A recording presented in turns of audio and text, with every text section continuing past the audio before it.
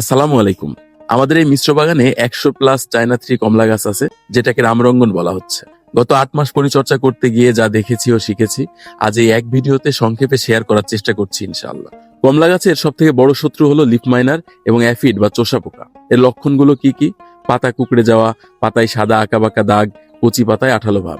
এই অবস্থায় আমরা যা করতাম সেগুলো হচ্ছে প্রয়োজন হলে ইমিডাক্লোপ্রিড স্প্রে, স্টিকি ট্যাপ ব্যবহার এবং আক্রান্ত পাতা ছাঁটাই অবশ্যই। তবে একটা কথা মনে রাখতে হবে, প্রিভেনশন ইজ বেটার দ্যান কিউর। আক্রমণ হওয়ার পরে দৌড়াদৌড়ি না করে আগে থেকে একটা রুটিন রাখা খুবই জরুরি। আমি সুস্থ থাকাকালীন মাসে 2 বার খুবই কন্ট্রোল ওয়েতে প্রিভেন্টিভ স্প্রে দিতাম। তবে এবার থেকে চেষ্টা করব যতটা সম্ভব অর্গানিক ব্যালেন্সে যাওয়ার ইনশাআল্লাহ।